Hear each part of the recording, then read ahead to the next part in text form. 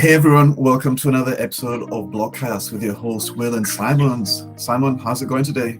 Very well, thanks, Will. It is a cracker of a summer's day, mate. So what are we talking about today, mate? Today we're talking about Forgotten Runes, a really exciting game that has been out since 2021 and still within our subject of NFTs. So on one hand, users can look at it as a game, but really you're right, it's a much bigger universe. And how I like to think about it is that it is Dungeons and Dragons on steroids. Those of us who are old enough to remember Dungeons and Dragons, it started off as a game way back in the 70s where these kids could just use their imaginations to create all sorts of crazy worlds out there and stories about their characters, dwarves, wizards, and everything like that. Forgotten Runes is kind of like Dungeons and Dragons for the modern age. And the original Dungeons and Dragons started out with just a simple board game and became movies and comics and stories and series and everything like that I used to watch as a kid. So Forgotten Runes started out with 10,000 wizards of NFTs, and it has started to grow as well. So it started out as NFTs, and now they've got comics coming out. They have an animated series coming out, written by the creator of John Wick, actually. They've got games coming out as well. But then it all starts off as NFTs that these users own, and that's what makes it super exciting. Did you say John Wick, as in the Keanu Reeves John Wick? Yes, it's the creator, the writer of the John Wick story is actually involved in this animated series that's coming out, and the animation looks amazing as well. They've released a small clip of it. I think we're going to show it. It looks beautiful. Okay, that sounds really interesting. But I guess my thoughts here are, what's NFTs and blockchain got to do with this project? So it's really cool in that in most sci-fi and fantasy franchises, you have these writers come out and they create their own story, and then eventually fans gather around it, and then they create this fan fiction. Star Trek has amazing series and stories and books actually just written by fans, and so does Lord of the Rings and so on. So how this works is actually the other way around, where they give the users NFTs, and then they get them to write stories about each NFT, and these stories are recorded on the blockchain on this thing called the Book of Lore. And what happens is that the more interesting stories are extracted from this Book of Lore, the more interesting characters are extracted from this Book of Lore, and then ideally they're used in the comics and the stories that come up. It's almost like, let's say, way back when Lord of the Rings was being created, you had all of these wizards, and then out of all of these wizards, the more interesting one that rose to the top was Gandalf. And then now you'd start to see Gandalf in novels and stories and cartoons and everything. So it's kind of similar in that the wizards and other characters all started from the same plane, and then the more interesting ones start to rise up, and you see them start to become part of like the more famous lore. Okay, so people can purchase an NFT, which is one of these wizards, and then they can go into what they're calling the Book of Lore, from my understanding of it, and they can go and create the story about their character. So it's the individuals who own the NFT or the wizard, as we're talking about, they get to create who they are, where they've come from, and give that background story to their character. Exactly. So you can buy the NFT, you can give it a background story, you can create even a legend that may or not be true, may or not be true about that character. And it's also iterative, and you really have to decide how long your story is, how interesting it is. And what happens is that as long as you own the character, you can sort of modify the story and tweak it to your liking, make sure you correct any spelling mistakes or anything like that.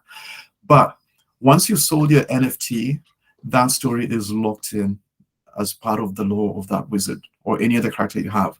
And then the next person, the next owner, continues to build on the story of that NFT that you have sold. Right. And so what's actually on the blockchain here? Is it just the ownership of the JPEG NFT, or is this, storyline? Does that go into the blockchain as well and save as data? So both of them will go to the blockchain. The NFT will obviously be stored in a smart contract. The smart contract needs to know that your wallet owns it, but then the smart contract also has a link to IPFS, which is a permanent store on the blockchain. So, and IPFS is the one that holds the lore. And The only caveat with lore is that just to make sure that it stays safe, it stays sensible, not it stays safe for work and that kind of thing. It's on the blockchain. You can't delete it, but you can disavow it. So if the entire community agrees to disavow a certain part of the lore that they're building, they can actually do that and push it out of the system. So, for example, someone might buy a wizard and decide he owns a flying saucer.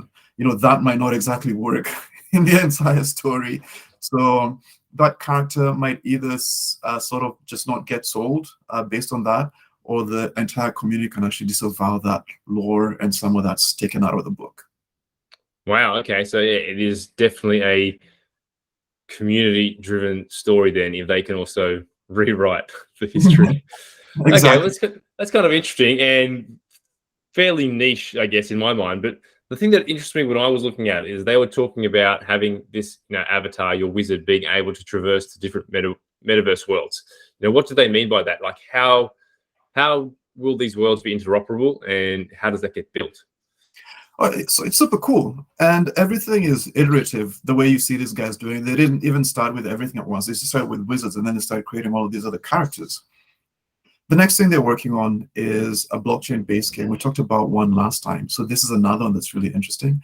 And what happens is it's a game where your character can take part in. They've already done, I believe, land sales, and I think settlement sales, and all kinds of sales in different types of properties in that kind of space. And eventually, when that game is ready, it means characters can come in and interact in any way they want.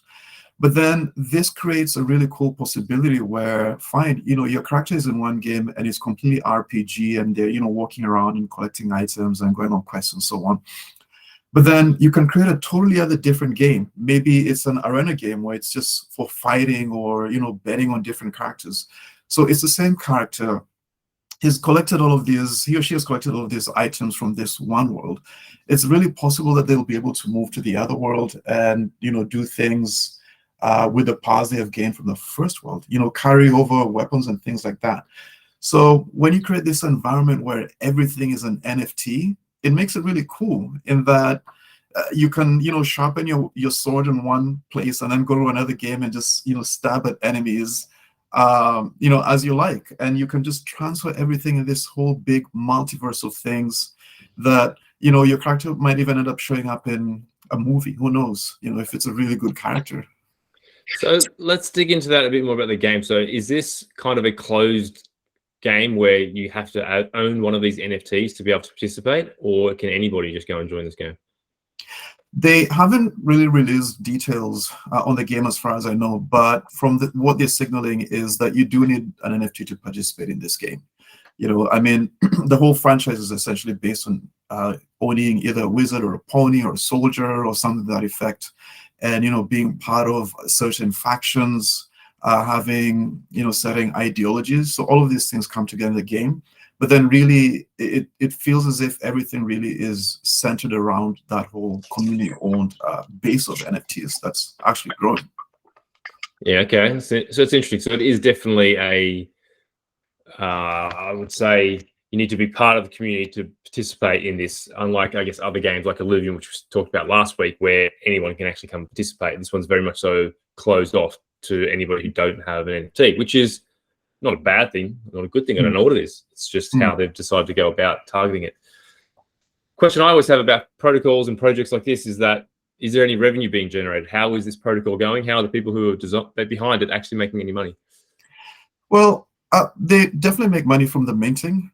But then I think that's just a small part of it. This is a whole entire franchise. They're working on comic books and movies and all sorts of other media. So there's definitely money generated for the company that started this whole NFT business. So as long as they can do things well on their side, they're definitely going to make money.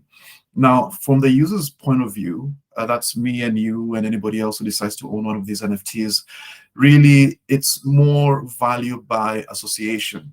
So if you get all of these things that are huge, and they keep pointing to the Forgotten Runes, obviously these NFTs would probably increase in value. And it's really also part of the user's responsibility to increase the value of the NFT by making sure that the lore is good. So you've really got to find NFTs that have good lore and improve on the lore, and even try and predict, well, how likely is a pony NFT to appear in a story? Maybe it's likely, maybe not, or a wizard. So there's all of these kinds of things from the point of view of the user. But really, I think in the blockchain side, we need to remember that a lot of the times we do tend to focus on price, but I feel like NFTs are bringing a different dimension to this. It's have a lot of enjoy yourself, but at the same time, you might actually end up making money. So I think a lot of people who participate here will probably be looking more to enjoy themselves. It's a big lore, it's a big game, but there might actually be money involved for them. Yeah, I think that's definitely a big thing that people need to focus on going forward, is that NFTs are supposed to be used for entertainment value and nostalgic value, if it's a collectible, rather than an investment opportunity here. And looking at it, I very much feel that even more so with this Forgotten Ruins, because it's not exactly a cheap entry. These Forgotten Ruins I saw on the open market selling for about 1 ETH, which is a lot of money to join a very niche community. So if I was going to do this, you're talking about the company making money and revenue. Do they share that revenue with the NFT owners at all? Is there an investment opportunity here? Is there a return on investment? I haven't seen anything yet that would indicate that they would share the revenue outside of the NFTs gaining value by association. So in terms of a personal investment strategy, the only thing I see is maybe, I suppose one way of looking at it is that I don't own too many NFTs, and I've always wanted to own, 1 or 2. I think it's fun to collect every now and then. So I guess if I was to own an NFT, this would be one of the projects I would actually seriously consider, just to pick a couple of NFTs just for fun. The way I look at it is that, these franchises, a lot of them start small, and not all succeed. In fact, probably majority fail. But then there's others who start off and do really well.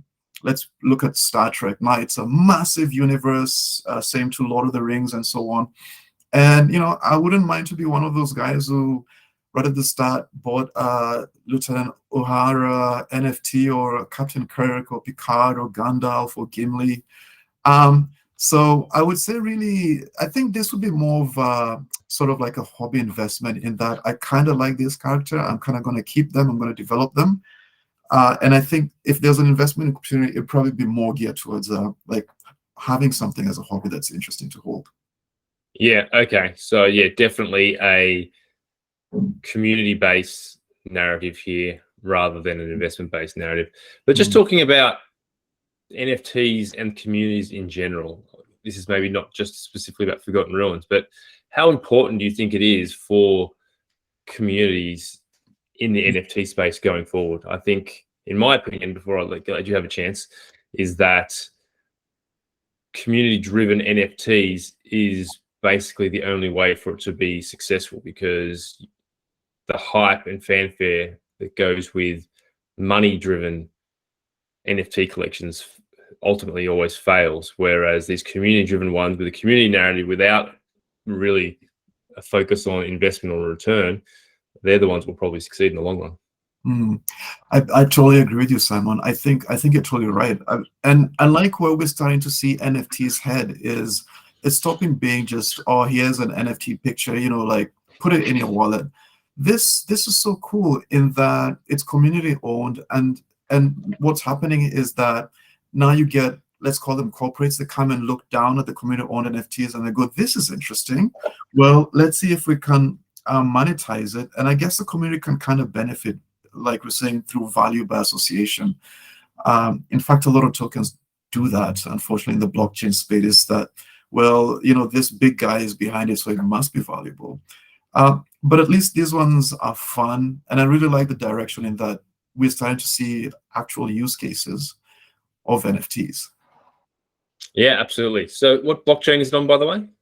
It's on Ethereum blockchain. It's on Ethereum blockchain. Okay. Well, there is the investment, Ethereum, because if this is another use case for Ethereum being used, whether it's probably built onto a layer 2 to make it cheaper as well, you would think, but that is always the thesis in my mind going forward. If something is being built and giving more value to the Ethereum blockchain, that is an investment case, an opportunity for Ethereum.